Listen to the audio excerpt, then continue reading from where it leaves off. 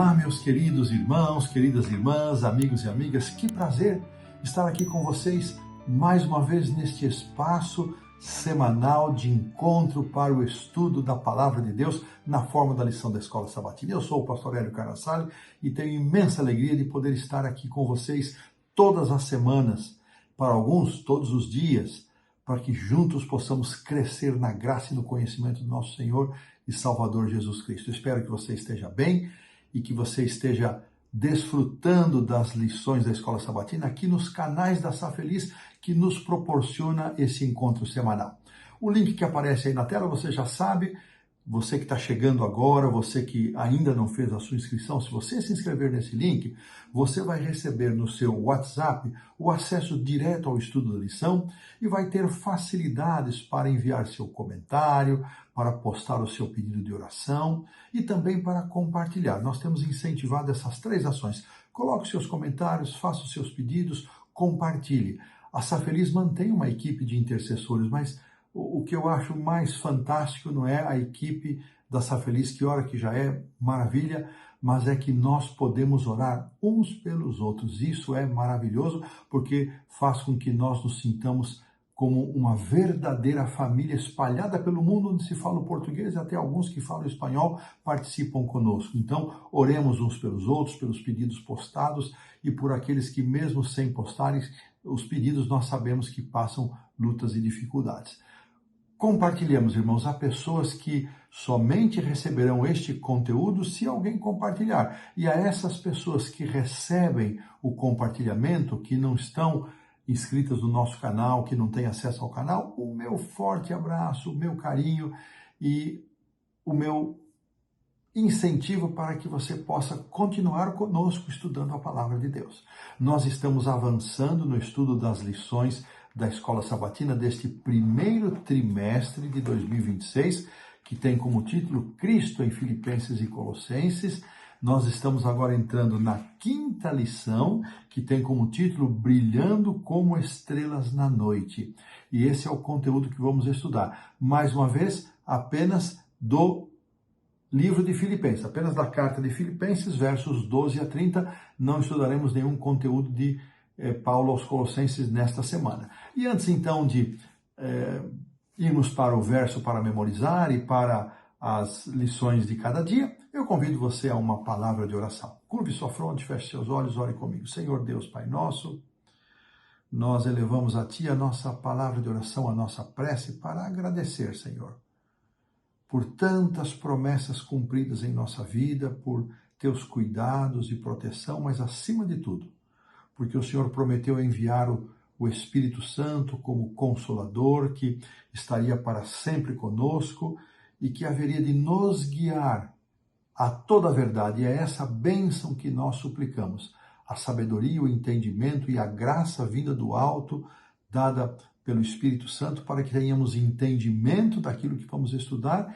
e um coração disposto a viver segundo aquilo que aprendemos da Tua Palavra. Essa é a nossa prece. Ouve a nossa oração e abençoa-nos e responde-nos segundo a infinitude da Tua misericórdia. Nós oramos em nome do Senhor Jesus. Amém.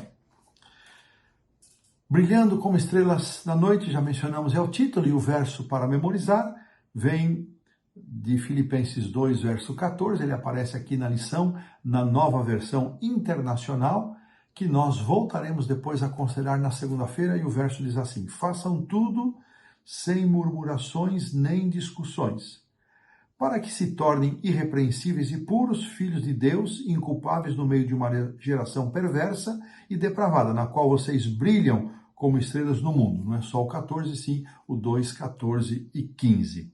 Voltaremos nessa porção na segunda-feira.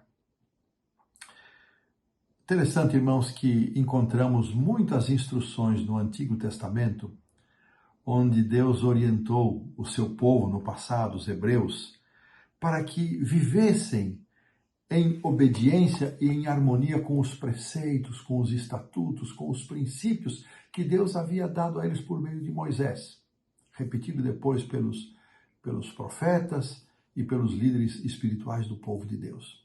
Deus queria que, por meio da conduta deles, as nações em volta observassem e vissem que aquela gente era um povo sábio, gente de entendimento, e com isso pudesse se interessar em saber por que eles se destacavam. E ao ver o seu testemunho, ao ver também a sua prosperidade, a sua lavoura, o seu gado, a sua sabedoria, o seu entendimento, eles seriam atraídos para o conhecimento do Deus verdadeiro. No Novo Testamento, séculos depois, Jesus fez uma declaração muito interessante: eu sou a luz do mundo, João 8, verso 12.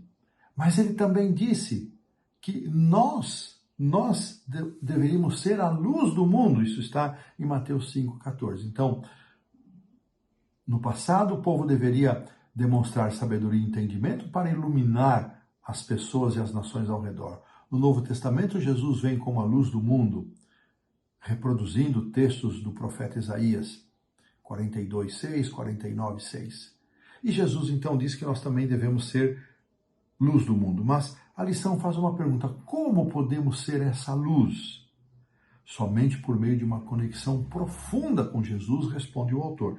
Então, o apóstolo Paulo, ele vai nos dar aqui uma explicação muito interessante, que é aquilo que se encontra nos versos 9 a 11, complementando a sessão que nós estudamos na semana passada, capítulo 2, versos 1 a 8. Eu vou pedir para a produção colocar os versos 9 a 11.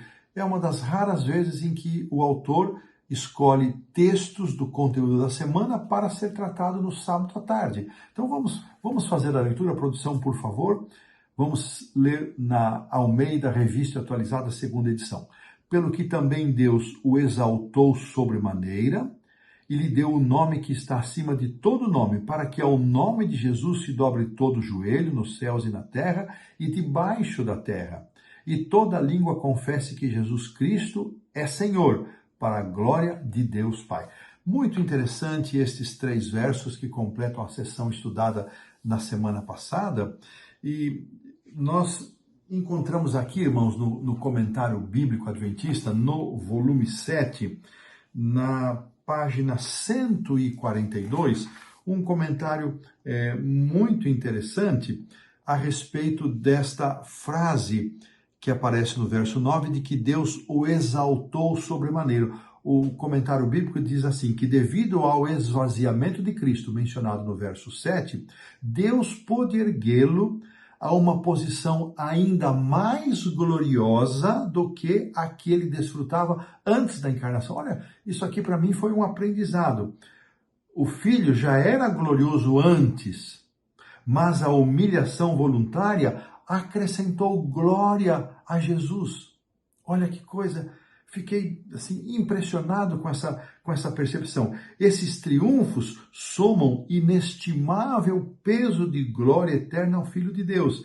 E Paulo utiliza aqui um tempo verbal passado, Deus o exaltou, uma ação passada, indicando que essa exaltação já havia ocorrido, e o comentário então explica que no mais pleno sentido ela ocorreu na ascensão do Salvador, quando Jesus retornou às cortes celestiais e recebeu a devida adoração. Isso é também confirmado no livro Desejado de Todas as Nações.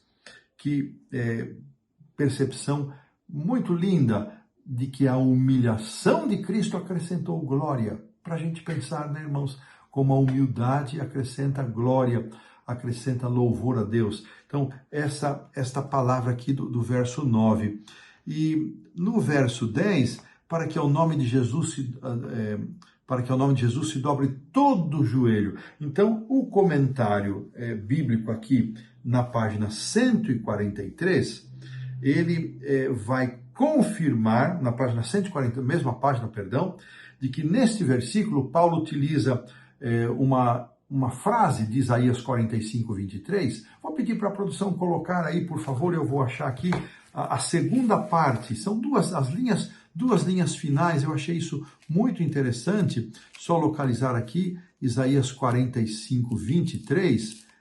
E são as duas linhas finais, produção, do verso 23 do capítulo 45, começando ali com a palavra diante de mim. Então, essa linha final. Diante de mim se dobrará todo joelho e jurará toda língua. Então, Paulo se vale deste texto de Isaías 45, 23, e isto aqui, de acordo com o comentário bíblico, aplica a última adoração universal que será dada ao Salvador, e estas palavras ainda não se cumpriram, diz o comentário, mas é uma segurança de que virá o tempo em que toda criatura reconhecerá a supremacia de Cristo. E aqui então, citando o grande conflito, páginas 666, 670, ainda não nessa versão atualizada da capa cinza, ainda da capa vinho, nos diz que essas palavras ocorrerão, essa frase vai ocorrer quando o grande conflito terminar e todos, incluindo Satanás e seus seguidores, se ajoelharem aos pés de Jesus e admitirem que os caminhos de Deus são justos. Então, o comentário traz que o cumprimento de Filipenses 2:10 se dará, então, no final do milênio, quando todos os justos estiverem dentro da cidade, todos os ímpios já ressuscitados antes da destruição final, todos se dobrarão diante de Jesus, reconhecendo a sua justiça. E essa expressão, irmãos, e toda língua confesse que Jesus Cristo é o Senhor, para a glória de Deus. Então aqui o comentário também faz uma observação bem interessante, de que Jesus Cristo é Senhor e Ele traz glória a Deus. Ele viveu para a glória de Deus, para que toda a criação do Pai pudesse dar glória a Deus, a glória devida ao seu nome. Seus seguidores, nós, portanto, deveríamos viver com esse mesmo propósito. Será que a nossa vida tem como propósito glorificar o nome de Deus? Uma expressão aqui, irmãos, que aparece ainda no verso 10, eu passei por ela, mas volto agora, que pode ser intrigante para alguns, para que ao nome de Jesus se dobre todo o joelho nos céus, na terra e debaixo da terra. O que isso significa? Então, nos céus, a família celestial. Na terra, as pessoas terrestres. E debaixo da terra? Bom, os conjuntos no céu, na terra e debaixo da terra estão baseados num idiomatismo hebraico, diz aqui o comentário bíblico, volume 7, página 143, que denota toda a criação. Então é um idiomatismo hebraico denotando toda a criação e pode se referir ao reino figurado dos mortos, ou seja, aqueles que estavam mortos, que vão ressuscitar e juntamente com a família celestial, com os justos vivos e com toda a hoste do mal que não pereceu durante o milênio, Satanás e seus anjos, e todos os ímpios que haviam perecido e morrido na volta de Jesus, que ressuscitarão. Então isso é uma abrangência total de todos os seres, a família celestial, a família da terra e os debaixo da terra, aqueles que estavam mortos e agora ressuscitaram para receber o castigo da separação eterna. Então é muito interessante isto, e este comentário, para a glória de Deus, termino com ele, chamando a nossa atenção para que, pela graça de Deus, irmãos, a nossa vida possa ser uma vida que glorifique a Deus.